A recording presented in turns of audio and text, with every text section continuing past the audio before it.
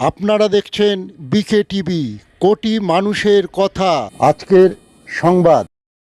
এই মাদক ব্যবসায়ী শুধু সে নয়, আমি স্পষ্টভাবে জানি সে একটা মেঘে টেনে এসে নিয়ে গেছিল দিনের বলে তার বাসায় শ্লীলতাহানি করার জন্য।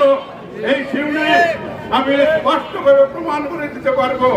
অথচ সেই শিউলিকে মাদক ব্যবসায়ী, দেহ ব্যবসায়ী হিসাবে চিহ্নিত করে আমরা জনগণ সকলে একত্রিত হয়ে দেখে এখান থেকে উৎখাত করেছি এবং তার বাসভবন এখন পরিত্যক্ত অবস্থায় আছে।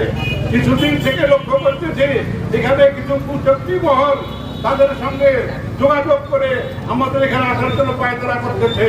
আমি বিশেষভাবে তাদেরকে অনুরোধ করব, দয়া করে শিউলির পিছন থেকে আপনারা সরে যান। যদি সরে না যান, উপযুক্ত শাস্তি আপনাদেরকে ভোগ করতেই হবে।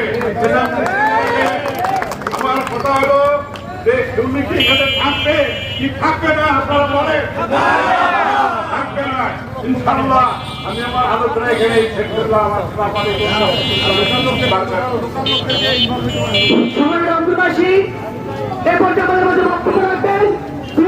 সালে আন্দোলনে সম্মুখসারি থেকে লড়াই করেছে 25 গোয়ালবাসী সাবেক কাউন্সিলর তার মূল্যবান বক্তব্য রাখার জন্য আহ্বান ছিল এবং তার বক্তব্যের মাধ্যমে আজকে আমাদের বিক্ষোভ মিছিল শিলাঘাটে সমাপ্ত ঘোষণা করা হবে।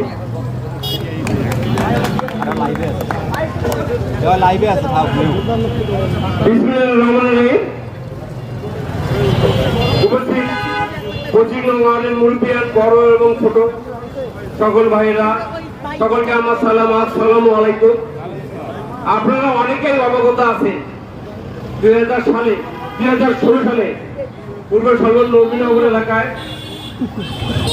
রংপুরের একজন মাদক সম্রাজ্ঞী এবং দেহ ব্যবসায়ী 25 নং ওয়ার্ডের নবীনগর এলাকায় এসে বসবাস শুরু করে।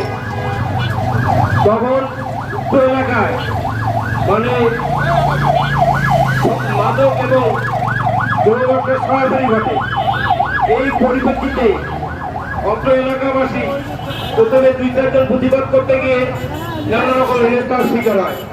সেই সময় আমরা দেখেছি শিউলির বড় রকম একটা পাওয়ার ছিল। এখন সেই সময় সে পাওয়ারটা ভাবেই তারপর বিভিন্ন বড় লেভেল থেকে তাকে দেওয়া হয়েছিল। সেই পরিপ্রেক্ষিতে সেই সময় মাত্র 25 নং ওয়ার্ডে আমরা একটা শিউলি হটাও কমিটি গঠন করি এবং কমিটি গঠন